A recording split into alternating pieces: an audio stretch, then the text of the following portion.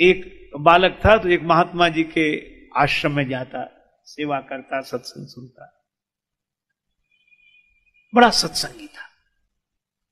एक बार वो 2 दिन नहीं आया। कहां रहे भाई तुम? महाराज मेरी सगाई हो गई। महात्मा बोले बड़ा अच्छा, लेकिन अब तुम हमसे गए। वो कुछ नहीं बोला। 2 महीने बाद 5-6 दिन नहीं आया। अब कहां? विवाह हो गया। तो माता पिता से गए। वो फिर चुप रह गया। 3 साल बाद फिर 4 दिन नहीं आया। क्यों? आपके सेवक के घर बालक का जन्म। अच्छा, बड़ा अच्छा, अपने आप से भी गए। तो वो पीछे पड़ा। तो महाराज समझ में नहीं आया, आप नाराज हो? नहीं, नाराज का बिल्कुल अच्छा है। वह भी एक मार्ग है, प्रेय मार्ग है, श्रेय मार्ग है, 2 ही मार्ग है। अरे इसमें कोई गलत और सही की बात नहीं, दोनों ठीक हैं। अरे भाई बड़े शहर में 2 सड़कें होती हैं, एक बीच बाजार से जाती, एक बाईपास रोड जाता है। आगे जाके तो सड़कें एक ही होती है। तो 2 ही है। जो विरक्त हैं वो मानो संसार के शहर के बाईपास रोड से निकल गए। जो गृहस्थ हैं वो बीच बाजार में बेचारे जाम में फंसते, धक्का फक्का खाते, जैसे बना वैसे किसी तरह अपनी गाड़ी निकाल के ले गए। पर आगे तो सड़क एक ही होनी है। लेकिन भाई बड़ी बहादुरी है गृहस्थों की। बाईपास रोड तो वैसे ही खाली पड़ा रहता, चाहे कोई निकल जाए।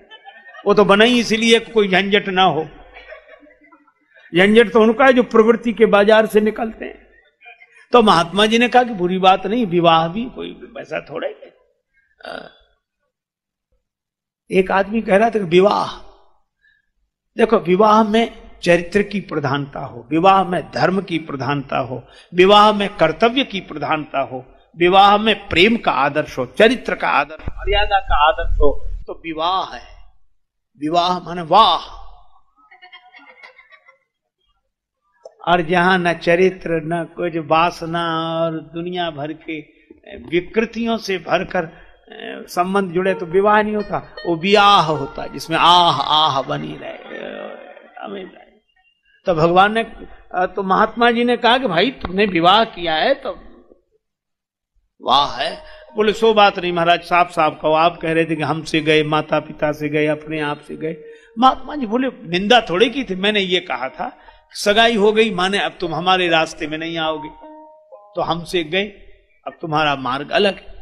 और विवाह होने पर कहा कि माता पिता से गए, क्योंकि आप माता पिता पर जितना ध्यान देते थे तो आप कम ही दे पाओगे, क्योंकि ये भी जिम्मेवारी आ गई है इसलिए। और बेटा हुआ तो अपने आप से गए, बोले अब अपनी फिक्र कम करोगे, बेटे के लिए करोगे, बेटे के लिए हो जाए, बेटे के लिए हो जाए। बोला महाराज आप तो महात्मा हो इसलिए कहते हो, संसार में कितना लोग किसको चाहते हैं मुझसे पूछो। महात्मा बोले तू संसार में ही रहे। बोले नहीं नहीं। महात्मा बोले बता दें, समय आने पर पता लगेगा। अच्छा ठीक है। कई वर्ष बीत गए। महात्मा बोले कभी बताएंगे। फिर कई वर्ष बीत गए। एक दिन पीछे पड़ा, बोले महाराज बताओ। महात्मा बोले तुम इतने दिन हमसे योगाभ्यास सीख रहा है, योगाभ्यास कर रहा? हाँ कर रहा।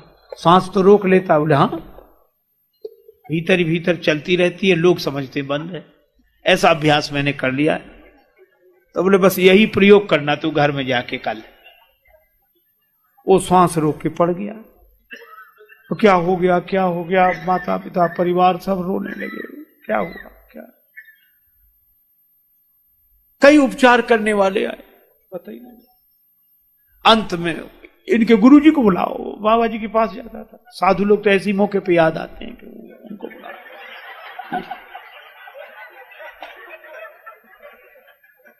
बुलाए, संत जी आए। और वो तो संत जी की पूरी योजना थी।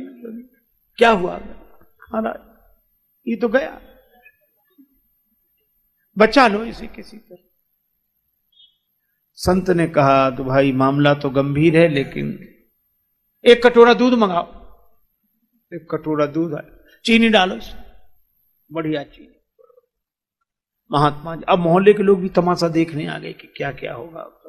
अब महात्मा जी ने वो चीनी डला हुआ दूध का कटोरा ऐसे घुमाया उस पर, ऐसे साथ, और कुछ ऐसे जैसे मंत्र पढ़ रहे। पर बोले बस एक ही उपाय है। क्या ये दूध का कटोरा जो पी ले वो मर जाएगा पर ये बच जाएगा। बोलो कौन तैयार?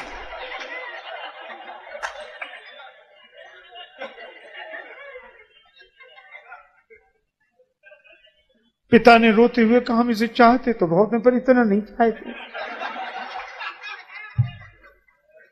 अब उसकी उम्र पूरी हो गई तो गया, अब किसी के प्रारब्ध में क्यों छेड़छाड़ करे। मां बोली मैं तो पी लेती महाराज, लेकिन मेरे जाने के बाद मेरे पति की सेवा कौन करे, धर्म बिगड़ जाए। पत्नी से कहा कि बहू, बोली भगवान का विधान है, उसमें कोई क्या कर सकता है, मैं अपने माता पिता के यहां चली जाऊं।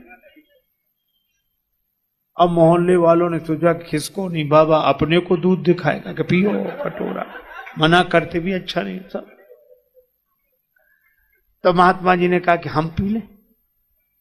अरे महाराज संत तो परोपकार के लिए होते हैं,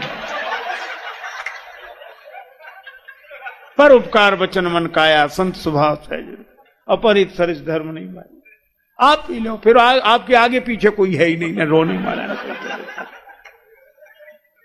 आप तो मरकर भी अमर हो जाएंगे, आपकी समाधि बनवाएंगे, मेला लगवाएंगे हर साल। और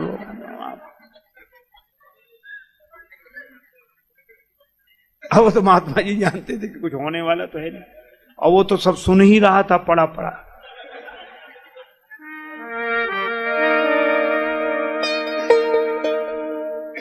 पीकर दूध संत ने लीनी एक डकार, यही बोले उठ बेटा चल मेरे संग अब देख लिया संसार। बेटा देख लिया संसार, जिन्हें हम हार समझे थे गला अपना सजाने को, वही अब नाग बन बैठे हमारे काट खाने को। देखो सबसे ज्यादा दुखी आदमी को करती है आशा,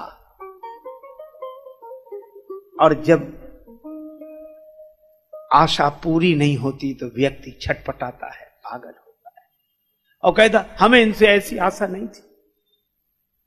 अच्छा सोचता है कि गलती इनकी, हमें इनसे ऐसी आशा, गलती अपनी आशा ही क्यों थी, वही तो परेशान करती है। सोचो तनिक कामना अपनी जीवन में दुख सुख भरती है, नहीं दूसरा दोषी कोई आशा ही निराश करती है। नहीं दूसरा दोषी कोई आशा ही निराश करती है। क्षण भंगुर विषयों से सुख का स्थायी आधार न मांगो, प्यार करो पर प्यार न मांगो।